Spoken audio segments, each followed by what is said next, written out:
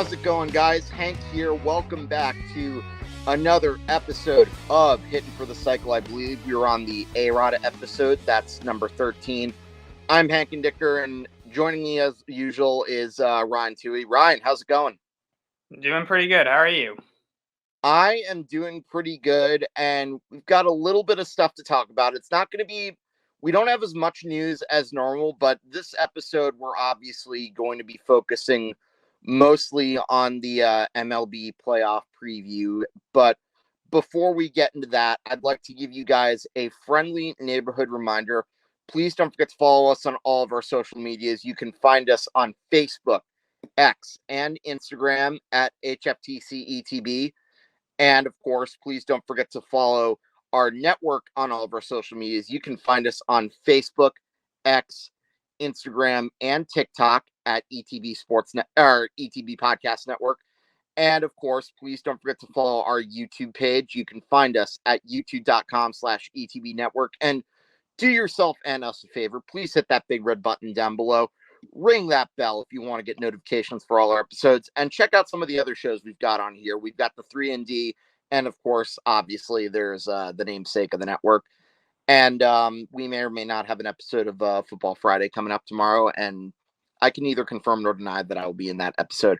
But anyways, last but not least, also don't forget to check out our website, etbpodcast.com. You can find some more information and some more blogs written up there as well. I actually published a few not too long ago, just before this recording as we speak, and I'm probably going to have to write, and I'm probably going to be putting up some more as we get to the MLB playoffs. But Ryan, without further ado, I hate to start this show off like this, but we kind of have to talk about some news that broke out earlier today. Apparently, Curt Schilling was on his podcast, and during the show, he revealed that his former Boston Red Sox teammate, Tim Wakefield, is suffering from a serious form of brain cancer. Now, you would think that the reaction from this would be a lot of sympathy for Tim Wakefield. And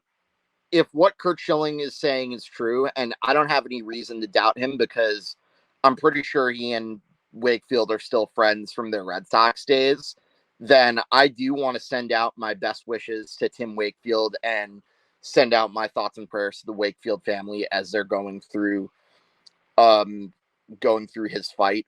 But having said that, the fact that Curt Schilling himself is being, given backlash because of what he's been saying in the past, like whether it be on Twitter or whether it be on TV. I think that's pretty shameful that you can't look past your hate of one man. And don't get me wrong, I absolutely cannot stand Curt Schilling, but this is still pretty messed up. This is one man's fight for his life that we're talking about. This is a decent man that should be really talked about more than just some hate of a guy who's had very controversial opinions in the past. Yeah, I agree 100% with you. And like I said, I don't really think, look, Schilling obviously is a controversial figure, but I don't think he would lie about something like this. This is very sad to hear, and I want to give my best wishes as well to Tim Wakefield and his family. And this stinks. This is horrible. This is sad to hear. This is not a joke. And like you said, the fact that people are more concerned with bashing Schilling rather than, giving their best wishes to Wakefield, who's going through a life-threatening illness right now. It's kind of sad. It's not kind of sad. It is very sad. It's very sad, and it's very shameful as well because Wakefield, like I said, he's facing death with this. This is not something that should be taken lightly at all. I mean, I remember when I was in middle school, when we were in middle school, Bobby Mercer, who was a longtime outfielder for the Yankees, he was diagnosed with brain cancer as well, and he only made it a year and a half. Now, I don't know, how serious this is, but according to Schilling, this is a very serious brain cancer, and it really it's just sad to hear that. Wakefield's a class act all the way. It's sad. It would be sad for anybody. You don't wish this on anybody, obviously. And Wakefield, like I said, it's a class act all the way around. And I do give my best to him and his family. I really hope that he fights this head on, and I hope he does live a long time. And yeah, it's sad. And look, Schilling obviously has said a lot of stuff in the past that is not really redeemable, and a lot of people have despised him for that, understandably so. And Schilling's legacy is tarnished based on some of the remarks that he's had over the years. And but in this case scenario, like don't bring that stuff up. Just focus more on the fact that here's a good person in Wakefield dealing with this illness, and he needs the support and the love that he can get to help him persevere and attack this head on. Yeah, absolutely. And before we move on to the next thing, I do want to bring up one of my favorite memories of Tim Wakefield. I will never forget when the way he handled Aaron Boone hitting the home run off of him in the 2003 ALC Nest. You never saw him make an excuse. You didn't see him do anything that could have been described as bad sportsmanship.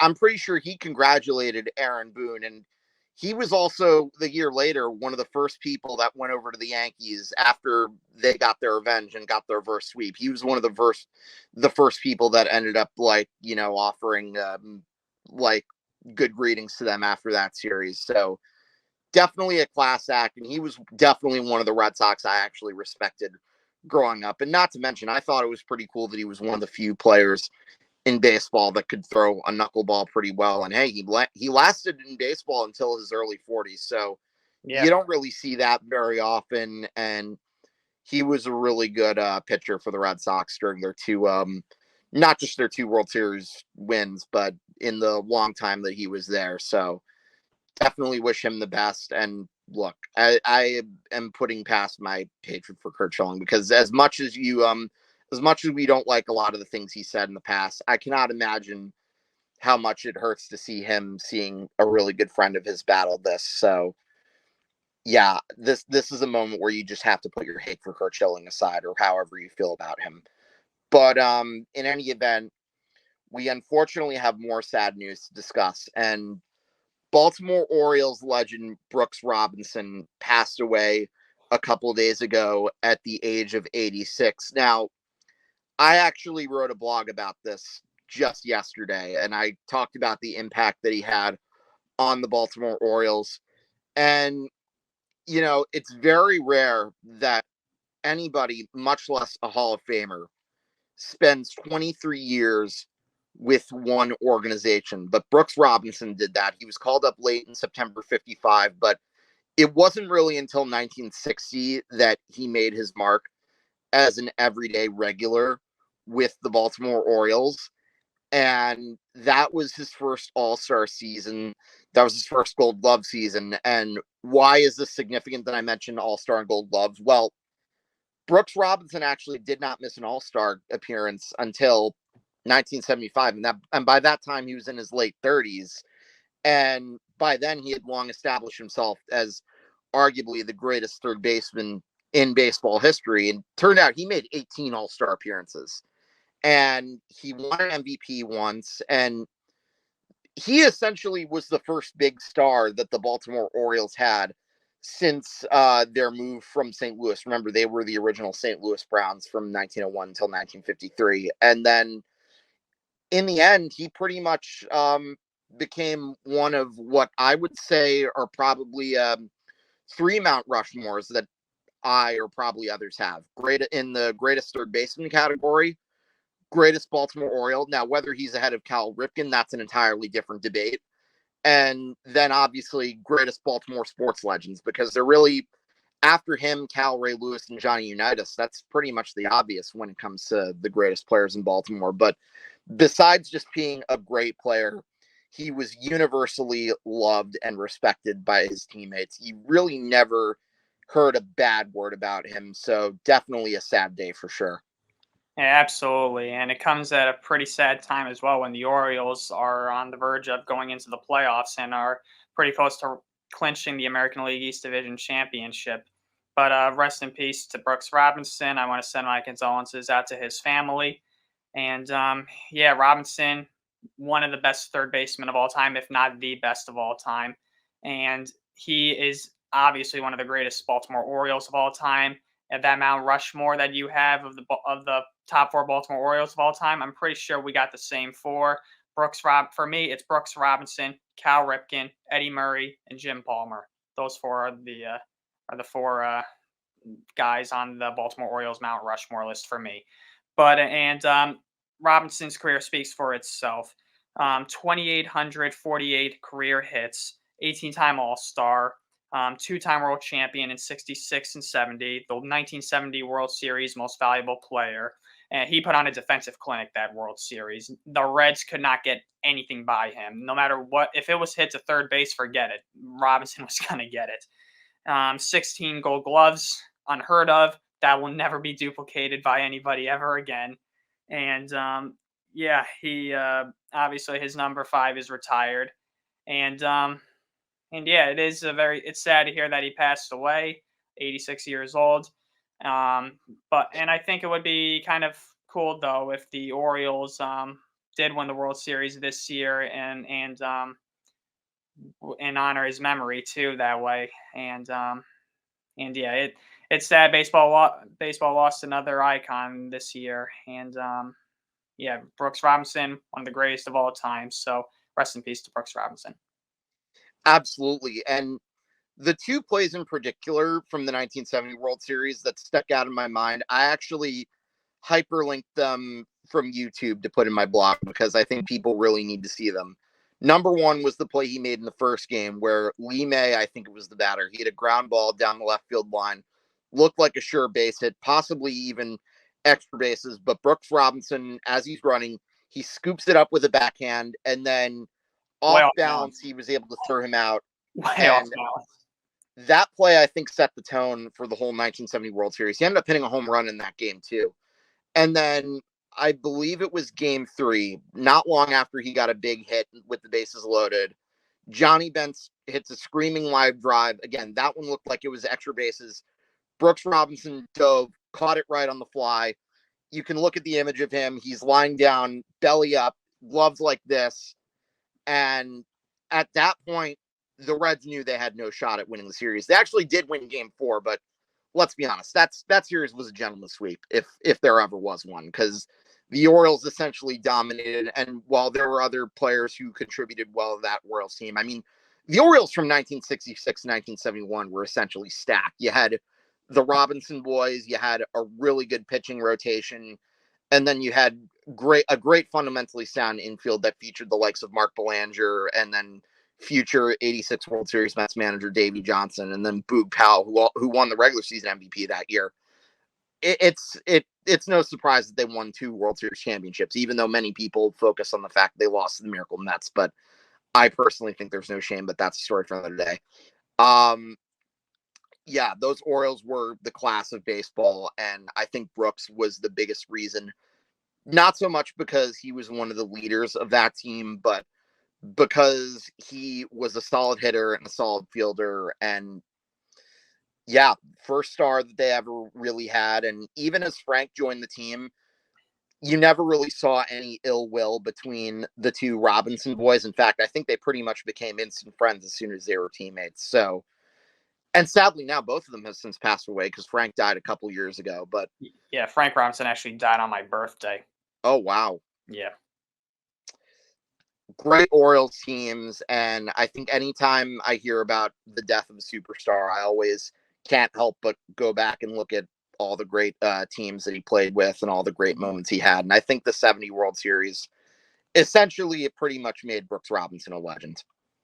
Yeah, absolutely. Robinson was the heart and soul of that Orioles dynasty in the late 60s, early 70s. Like you said, they won 2 world championships, and they also won 3 straight pennants from 69 to 71. So, Yeah, the Orioles. That's a big loss, obviously, for the Oriole family and for the Oriole fan base. They loved Brooks Robinson. They'll always love Brooks Robinson. He's a legend. He's immortal in Oriole history and in baseball history.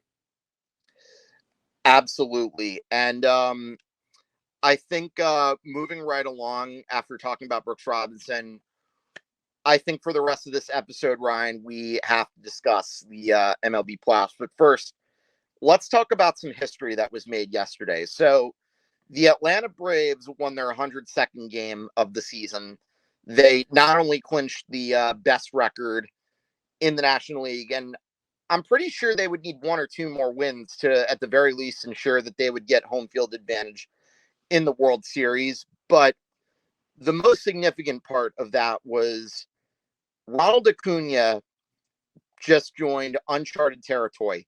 He became the first player in Major League Baseball to have a 40 home run and 70 stolen base season. And it's funny, I remember a month ago, you and I were talking about the possibility that he would be the first to join the 30-60 club. But this is really impressive any way you look at it. And I don't know about you, but I would describe that accomplishment as a combination of Barry Bonds and Ricky Henderson. Yeah, I can see that. I mean, Acuna, what he's done this year has been nothing short of remarkable. And, we've both talked about it a couple of episodes ago. Who's your pick for the National League's Most Valuable Player award, him or Betts? And this only solidifies my belief and stance that he should be the National League's Most Valuable Player this season. Acuna's had a hell of a year. 40-70. He's the founding member of this club. And not to mention, he's only 26 years old. So God knows what he can do, furthermore down the road in his career. So, congrats to Ronald Acuna. He's had a hell of a year. And we'll see if he's able to take this momentum into the postseason, because that's when it really matters more than anything else, obviously. And that's what people, focus on more than anything else. But obviously, very significant milestone for him. And I really think this should be rewarded with the Most Valuable Player award. Acuna is the biggest reason why the Braves have won 102 games this year and are right now on a pace to clinch the number one seed in the National League for the postseason. And the Braves right now are at 102 wins. There are 4 games left. Do they play tonight? I'm not sure exactly. Yes, they play the Chicago Cubs, and we'll talk a little bit more about the Chicago Cubs later because they are on a bit of a slide, and right now they're actually in danger of missing out on the playoffs entirely, and especially because they choked away 2 games in a row to the Atlanta Braves. But back to Acuna, Ryan, I think when historians look at the 2023 season, they're going to look at this as the year of the leadoff hitter. Easily, yeah. I mean, like I said, a combination of power and speed is pretty rare in the game of baseball. I mean, especially with the power aspect. There have been a lot of guys who have stolen a lot of bases, and they typically hit about maybe anywhere from at most 20 to 25 home runs. That's typically the range that I would say when it comes to leadoff speedsters. When it comes to their power numbers, but Acuna has been a remarkable exception, and Betts too. Although Betts only has, I think, 12 or 13 stolen bases this season, so he hasn't really shown off his speed factor. Acuna obviously is younger than Betts, and he's faster than Betts, and he's just been nothing short of remarkable this season. And this is definitely going to go down as obviously a significant and historical milestone in the game of baseball. And this comes 1 year after one of the most significant and historical seasons with Aaron Judge breaking Roger Maris's American League record of 61 home runs. We go from that to this. So it goes to show that there's a lot of talent in the game of baseball, and the game is just advancing more and more in terms of skill and agility. And yeah, it's pretty exciting to see stuff like this happen.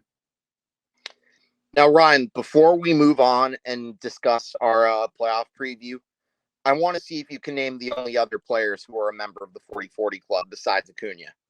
Canseco, Bonds, Rodriguez, and Soriano. Nailed them. Mm-hmm. You nailed them. Yep. Good job. And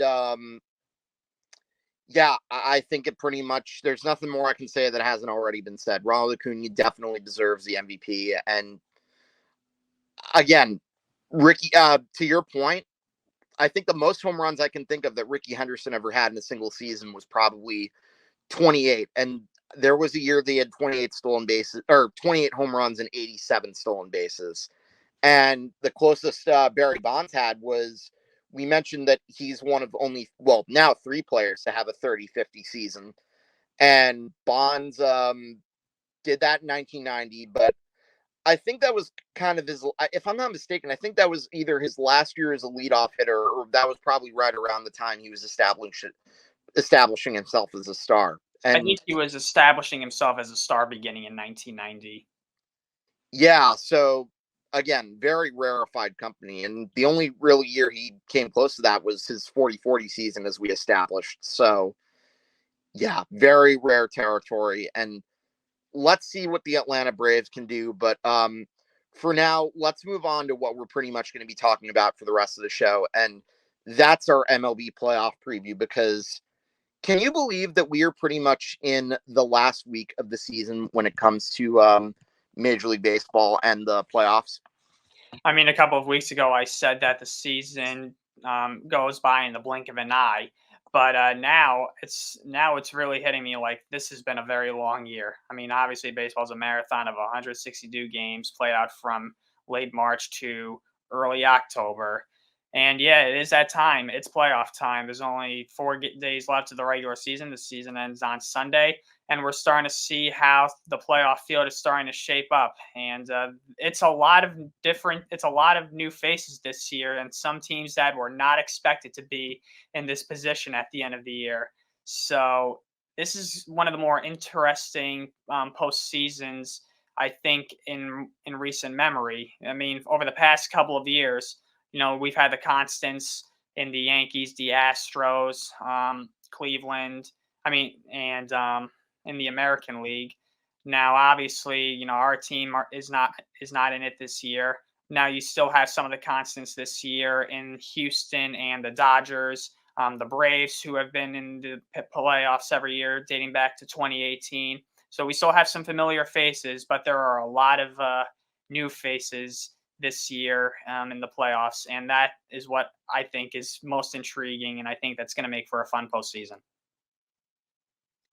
So let's I just pulled up the screen for what the MLB playoff picture looks like. So by the way, you mentioned Cleveland. I do want to bring up that Terry Francona actually just managed his last game, and it really is the end of an era, so to speak, is it not?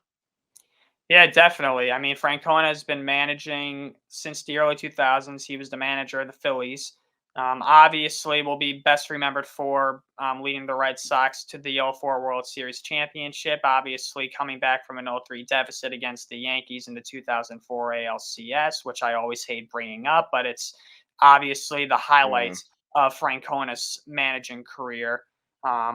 Obviously, he managed the Red Sox to another championship in 2007, led the Indians to the 2016 World Series against the Cubs. So Terry Francona's legacy is not matched by many managers. I mean, he's been through a lot, and I hated him when he was the manager of the Red Sox, obviously, but at the end of the day, he was a damn good manager, and hats off to him. He's definitely earned his retirement.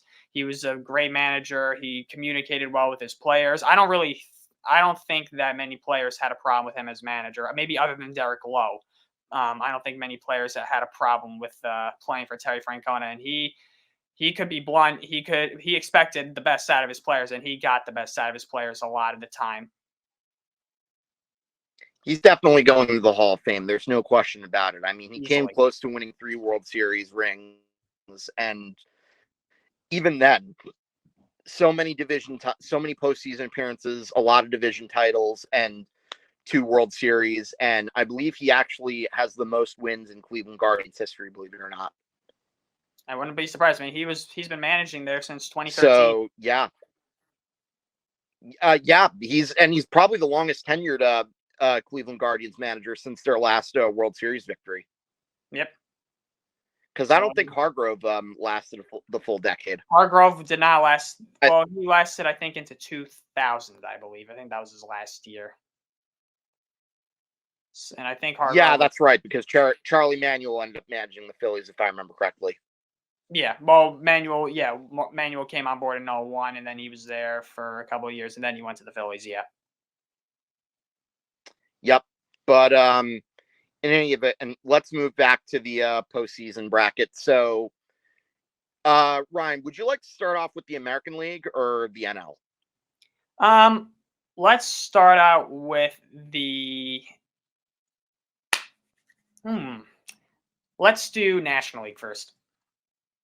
The older of the two. Yeah, leagues. Sounds good. There's a lot of good matchups there. So, if the season were to end today, the wild card series would be the Phillies against the Diamondbacks, and then on the other half, you would have the Brewers and the Marlins. Now, whoever wins the Phillies Diamondback series, that winner is going to have their hands full because they have to go play against a loaded Atlanta Braves lineup, one that consists of two hitters that have 40 home runs. One of them has 50. That's Matt Olson, and he's also one RBI away from breaking the single season record for most RBIs by an Atlanta Brave.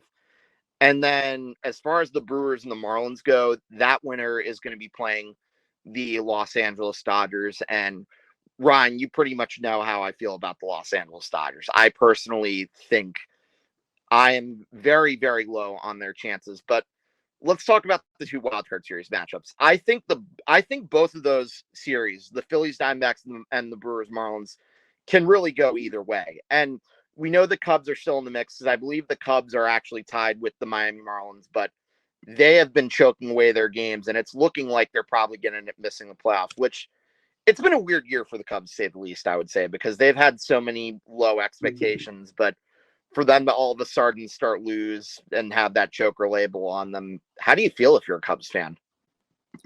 I mean, the Cubs really went into this season with not many expectations. My prediction for the Cubs this year was for them to go 500 at most. I predicted them to finish 81-81.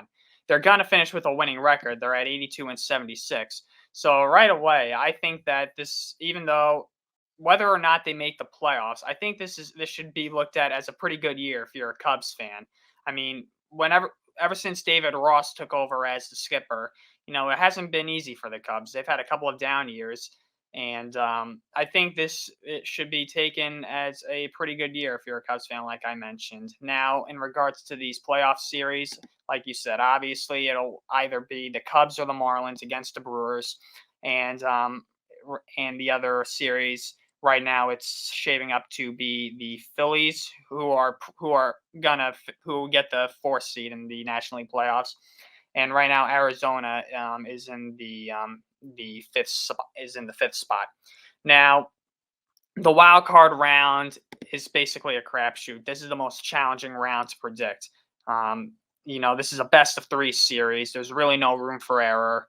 There's only one game where you're safe, where it's not an elimination game, and that's the first game. So this goes either way. I mean, last year when the Phillies were in the playoffs against the Cardinals in the wild card series, I thought the Cardinals were going to steamroll the Phillies, and the Phillies completely just flipped the script, and they took out the Cardinals in 2 games, and we all know what happened after that. So the Phillies this year, I think, are a much better team than last year. Diamondbacks have kind of stumbled down the stretch. They lost 2 out of 3 to the Yankees, and they need every win that they need. But they're still in a decent spot right now. Like I said, they have a 2-game lead for that 5th spot. So right now their goal is to stay in that spot as much as they can. So this is challenging. I mean, the Phillies obviously are the defending National League champions. Bryce Harper, just seems to go off when it matters most for the Phillies. The Phillies pitching obviously is very good. You got Zach Wheeler in there. Obviously, he had a great year for the Phillies.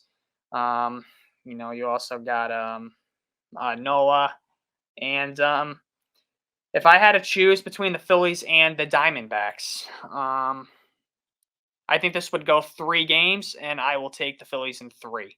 I will give the Diamondbacks a game. The Diamondbacks have had a very good year. Corbin Carroll is going to win the National League Rookie of the Year award. You got to keep him off the base paths. He's a threat to steal. So, but I think the experience comes into play here for the Phillies. From last year, I think they're more hungry this year, and I think they're determined. I also just think they're a better team than the Diamondbacks. So I will take the Phillies in 3 over the D-backs if that ends up happening.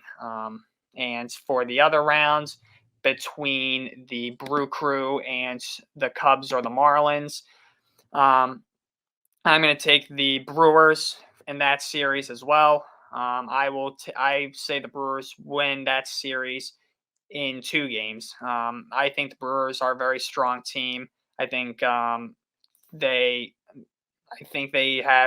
been here before. Obviously, Craig Counsell I think is a really good manager, and he obviously has a lot of playoff experiences both as a player and as a manager.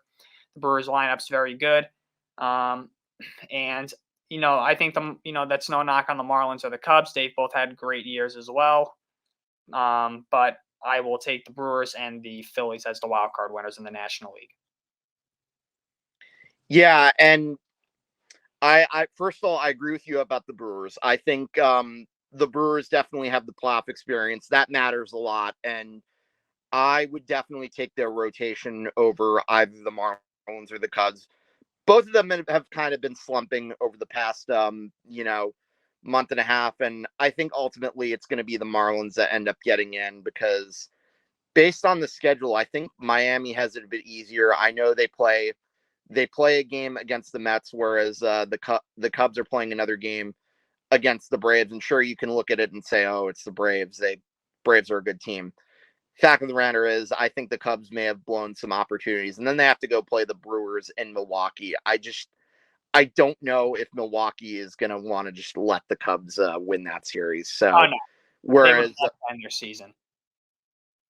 Yeah, whereas with the Miami Marlins, I'm looking at their schedule right now for the remainder. They have to play the Pittsburgh Pirates. I think we know who has the better odds there.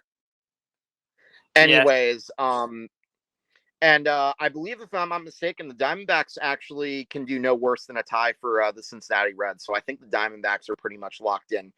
But anyways, getting my prediction, I have the Brewers winning that in 2 games. And then as far as the Phillies-Diamondbacks series goes, I do think the Diamondbacks actually have potential to maybe steal that one because, remember, Zach Gallen has been a really good pitcher for them. In fact, yes. I think you could argue that he's been that he is a Cy Young candidate. He's definitely, if he wins that award, I definitely wouldn't have any objection over that. And he's been a big reason as to why the Diamondbacks have had a surprising playoff run. And Corbin Carroll, I can see being a bit of an X factor for them. In fact, he's the first rookie ever to have a 25 home run, 50 stolen base season. Yep. But ultimately, I think the series comes down to 2 things. Number one, if the Phillies win the game that Gallen starts, they got that series. There's no reason they should lose that series. And number 2, I think even though the Diamondbacks have given the Phillies problems, and I've talked to a few Phillies fans when I was at Citizens Bank Park this weekend, they say the Diamondbacks scare them. But remember, if you're in Philadelphia, that's a ballpark that is not an easy place to play in come playoff time. I think the Phillies take that series in 3 games, but just barely, though. Yeah. But obviously anything can happen in that wild card series, so it wouldn't shock me if I'm wrong in either of those cases. But we basically got the same predictions when we got the Phillies and we got the Brewers winning the wild card rounds, and with the exact same number of games as well. Yeah, no, I wanted to go the Diamondbacks, but I really just couldn't pick against the Phillies because of 1, what they did last year, and 2, they have that hunger, so it wouldn't surprise. So if the Diamondbacks didn't win that series, I just wouldn't be surprised. And then we've got the Brewers and the Dodgers playing the division series, so that would mean the Phillies would play the Braves. Now, this is where things really get interesting, in my opinion. Yep, to say the least. Should I go first on this one? Go for it, buddy. So our scenario here for the National League Division Series is the Phillies and the Braves, which would be a rematch of last year's NLDS, obviously. These two teams hate each other, obviously. They're division rivals. They've been division rivals for a long time. They're both stacked to the core. The Braves, obviously, most likely are going to be are entering this postseason with the best overall record in Major League Baseball. The Phillies probably going to win around 90, 91, 92 games. Obviously, the Braves would love revenge for last year. Not many people had the Phillies beating them last year. And I think that's definitely going to play a factor this year. I think the Braves are going to have a much bigger chip on their shoulder. I think the Braves are going to play with a lot more urgency this year. I don't expect Spencer Strider to get knocked around again like the Phillies did to him last year. The Phillies are obviously without Rhys Hoskins, who was a humongous factor for them in the playoffs last year. But the Philly lineup is still very deep. It's still stacked. And even though I can't stand him and I called him the weirdest baseball player I've ever seen in my life, Kyle Schwarber, he's going to go off in the playoffs at some points. He's going to homer. That's just going to happen. He homers every single playoff series that he plays in. He'll also strike out a lot, too. Don't get me wrong. He'll either homer or strike out. That's what you're going to get with him. Bryce Harper obviously showed that he can perform on the biggest stage of them all last year. So you got to watch out for him if you're the Braves. But the Braves themselves, from what they did this year, with Acuna going 40-70, Olsen hitting 50 homers this year. You also got Ozzie Albies, Austin Riley. The list goes on and on of batters that you can't really pitch to. The Braves are stacked too. This is really, really tough. But I think the Braves have much more to prove this year when it comes to the Phillies. So with that being said, based on what happened last year and how things have gone for the Braves this year, I'm going to take the Braves in 5. Ryan, I just have one thing to say. Yeah. Get out of my brain, damn it. I'm kidding, though. No, I happen to agree with you. I think the Phillies are going to be a tough out. I have been saying that for the past few episodes, and I stand by that. Great lineup. Now, where it gets dicey for the Phillies is their pitching, because Aaron Nola has had an up and down season, but this is a guy who's faced the Braves a lot, so he could potentially steal a game. This is a team that could potentially steal a game or two in Atlanta, which really is going to put pressure on the Braves because, as I said, Philadelphia, it's a great place to watch a baseball game. In fact, in my opinion, Citizens Bank Park is one of the best places to watch a game. It's tied with Baltimore for my favorite ballpark. But having said that, that's where the pressure goes on them, because if you watch a postseason together, oh my gosh, you're going to see all those fans waving those towels and whatnot. It's not going to be a fun environment for them. No. But I think this time around, the Braves will have learned from last year. Remember, a lot of these guys won a World Series with them in 2021. Yep. I think they get their revenge. They have a lot to prove, and they know what happened last year. I would be shocked if I would. Well, no, I wouldn't be that shocked, but you get where I'm coming from. If something repeated, it would be hard pressed for me to see that happening. So give me the Braves to win that in 5. But Braves have done too much. The Braves have done too much this year for their season to end in the division series. They are built to go to the World Series. So anything less than that is a complete colossal failure for them. So I think they're going to be playing with a lot more fire this year than last year.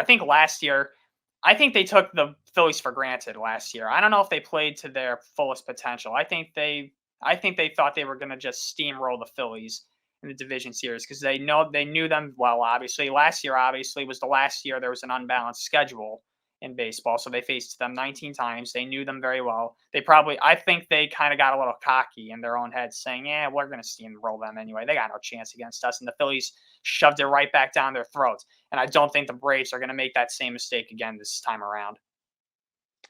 Yeah, again, you and I are pretty much in the same boat. And next up, we have the Dodgers playing against the Milwaukee Brewers. And this is a series that, in my opinion, can go either way. But I'm going to be bold. I'm going to take the Milwaukee Brewers to win that series in 4 games. I saw that coming a mile away.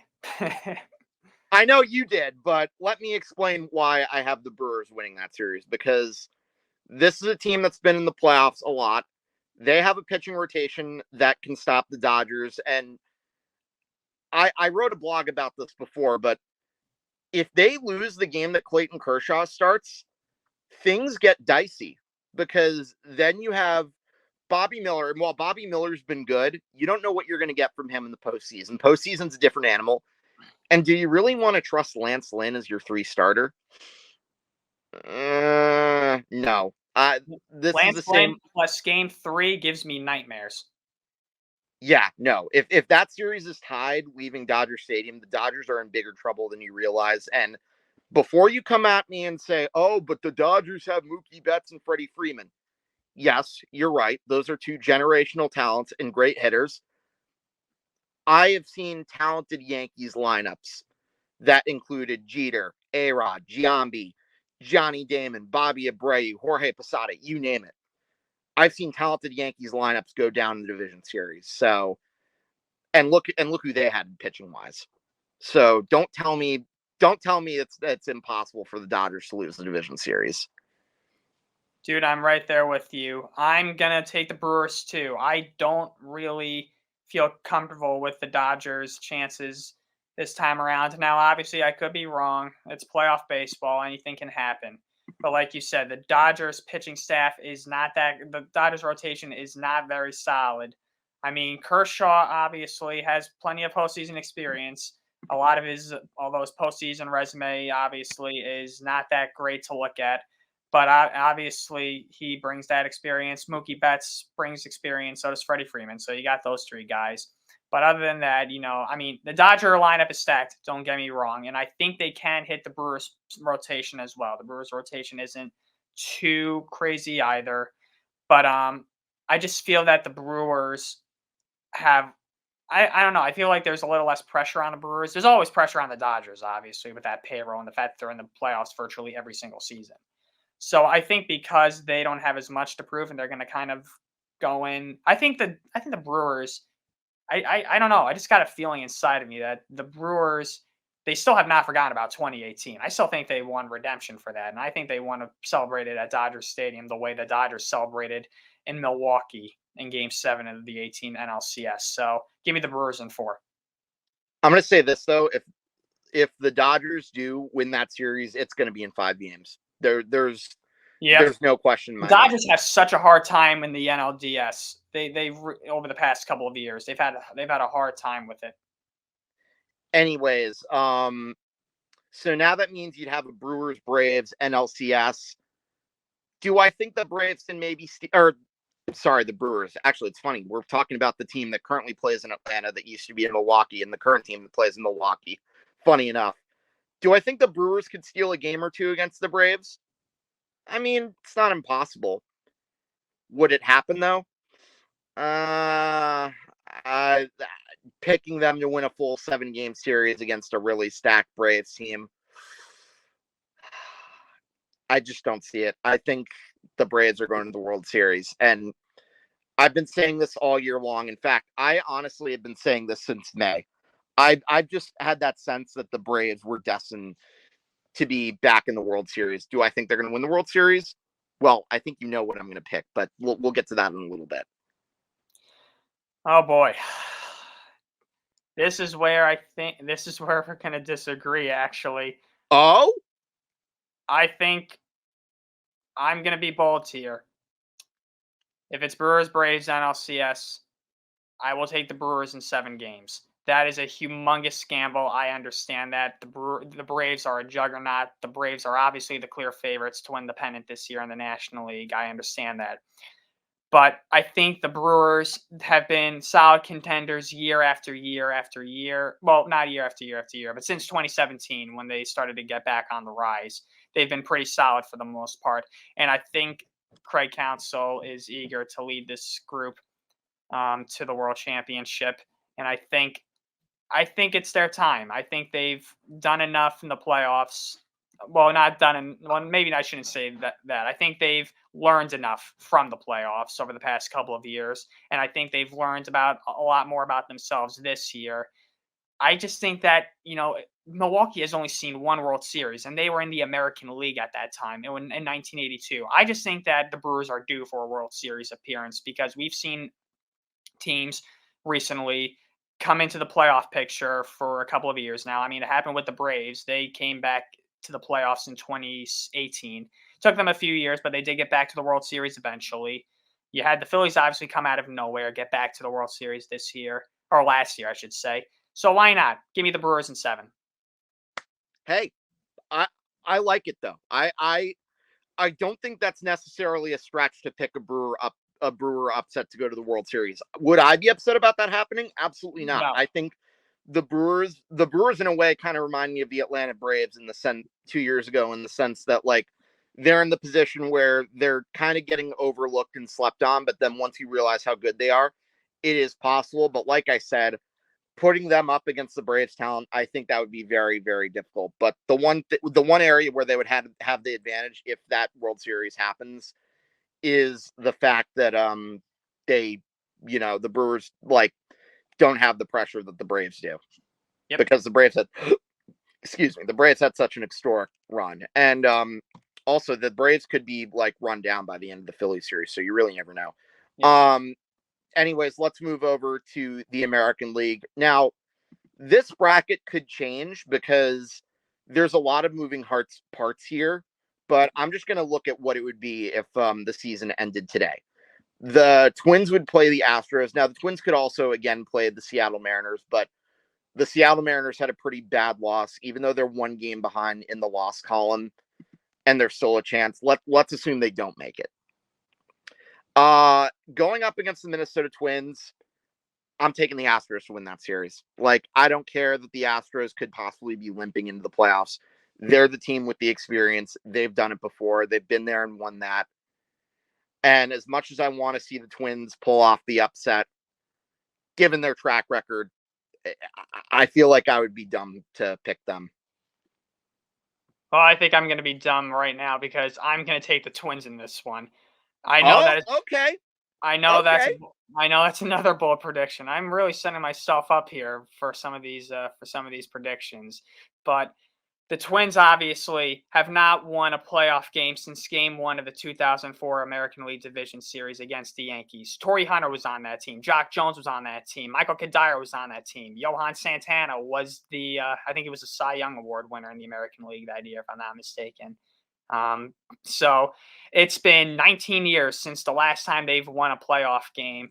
And honestly, I think that's going to be eating at them, knowing how many years have gone by without them winning a playoff game. And they're not playing the Yankees this year. Now, granted, they have been familiar with the Astros in postseason play. They did face each other in the 2020 American League Wild Card Series, but that was a COVID-shortened season. They played in front of nobody.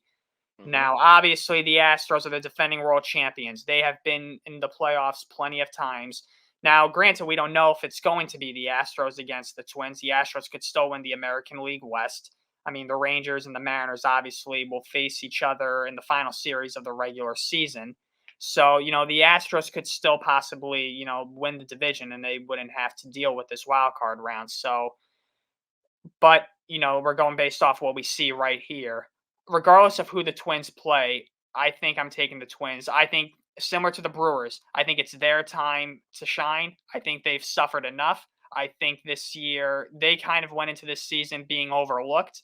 Many people thought it was going to be Cleveland winning the AL Central. Granted, the Central was a very weak division this year. Not many people. I think the Twins kind of have more of a chip on their shoulder this year than they ever have before. They have a lot to prove this year. And granted, there are some, spots you're not entirely comfortable with the Twins.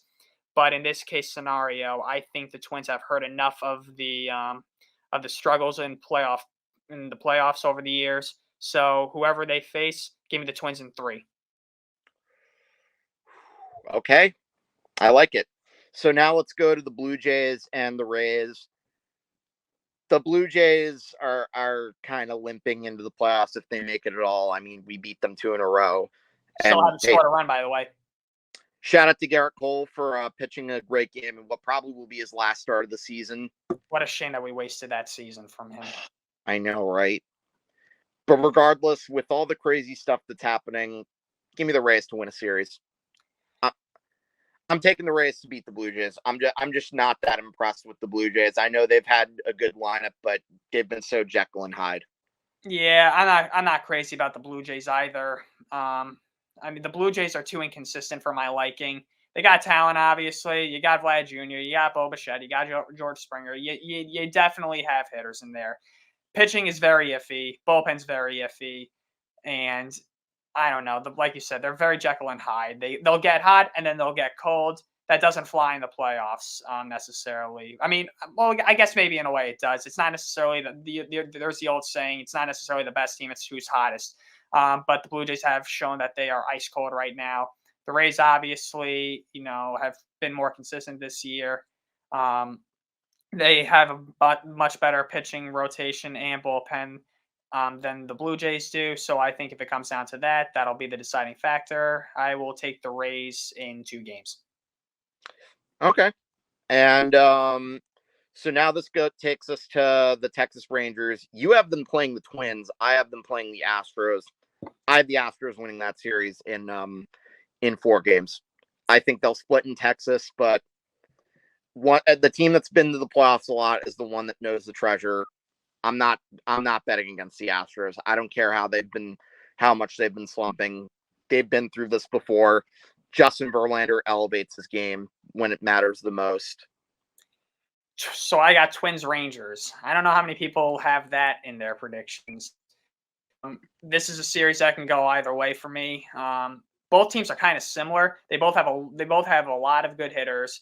Their rotations are kind of iffy, although the Rangers, I think, have a slightly better pitching staff than the Twins do. But that being said, this will be the Rangers' first time back in the playoffs since 2016. So a very different team. Not a lot of guys on this team have postseason experience. Obviously, the Rangers are going to be relying on guys like Corey Seager, Adolis Garcia, and Marcus Semien to propel that offense.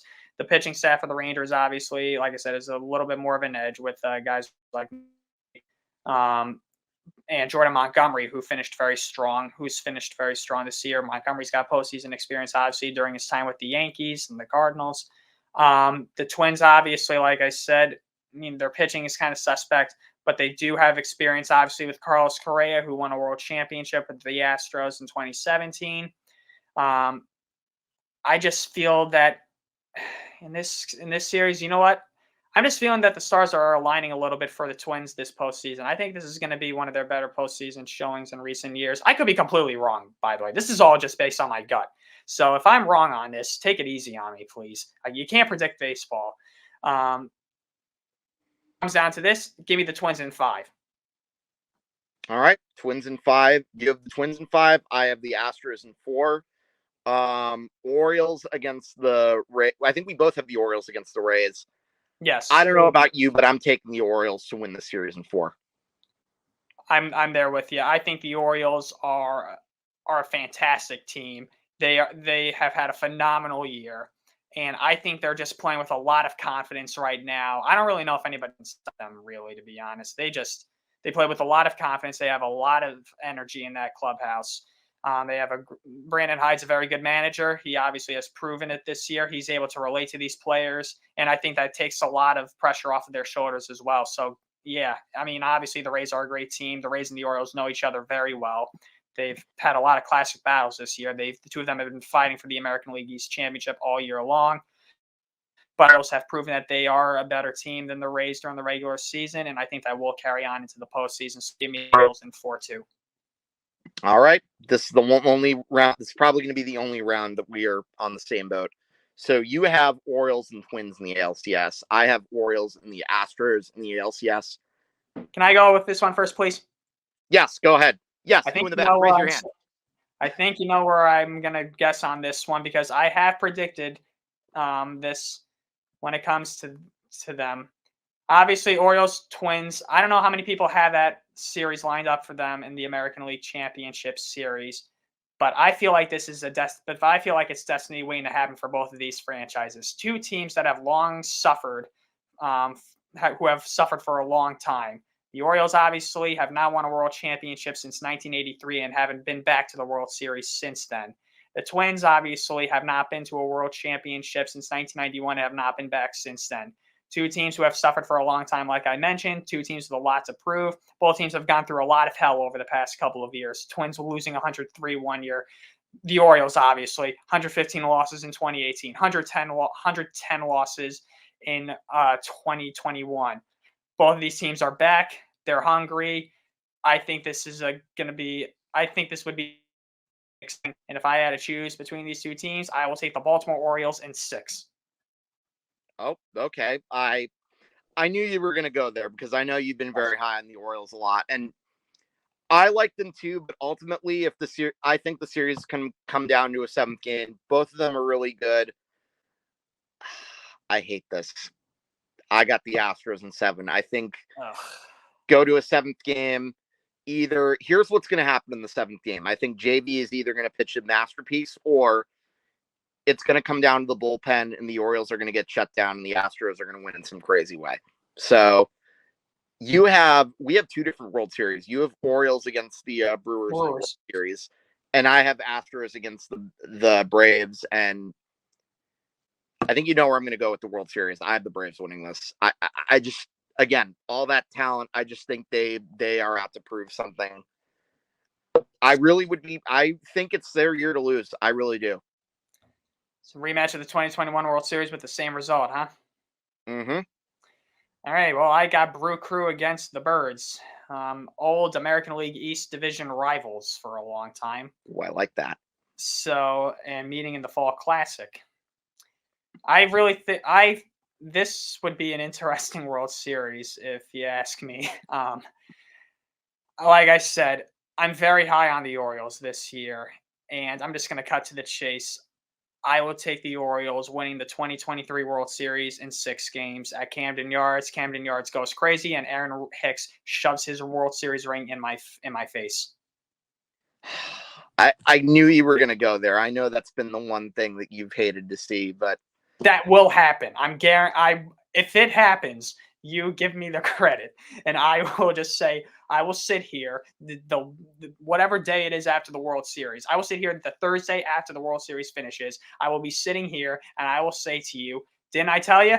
I told you. I'm Nostradamus. I don't want anybody doubting me anymore." If it happens, that is. If it happens. Well, regardless, we know this is being clipped, but I like it though. I like where your predictions went. I like how you went out of the box here. I know my predictions were a little bit boring, but at the end of the day, well, Susan, you can't predict baseball. Should have wrote all these down I should have wrote all these predictions down. That's okay. I'm going to watch this episode back. I'm going to remember them. I'm going to be clipping out a lot of the good stuff we said, so it'll be really fun. But in any event, that'll pretty much wrap it up for this week's episode of the playoff preview. I would imagine next week we're probably going to be recapping the wild card series, whether or not they have ended. Yeah. By then, the wild card series, I think it starts next Tuesday. I think it starts Tuesday, Wednesday, Thursday. Some depending on if some are 2-game series sweeps. Game 3 will be on. There will be some wild card series, I think, still going on Thursday. But in any event, I had a blast talking baseball with you as always. I am looking forward to talking about an exciting postseason with you going forward. But in any event, before I sign off, as usual, we got to get to the plugs. Don't forget to follow us on all of our social medias. You can find us on Facebook, X, and Instagram at HFTC ETB. And of course, if you want to follow the network itself, please don't forget to follow us on Facebook, X, and Instagram at, I believe we are the ETB Network, and also TikTok. Sorry if I'm forgetting about that. And last but not least, well, actually, no, not last. Don't forget to follow us on our YouTube channel at youtube.com/ETB Network, where you can find all our episodes and other good shows. I mentioned the namesake show of the network and the 3ND. Basketball's coming back, so I think you're definitely going to be want to check that out. And last but not least, follow the website, etbpodcast.com, for great blogs and more information as well. And you can be sure I'm going to be putting out a lot of stuff on with regards to blogs and the baseball going forward, because I'm really looking forward to giving my thoughts and opinions on that one. But in any event, Ryan, thanks again for coming back. On behalf of Ryan Touhey, I'm Hank Indictor. We will see you guys next week for our first ever playoff edition of Hidden for the Cycle. See you guys later, guys.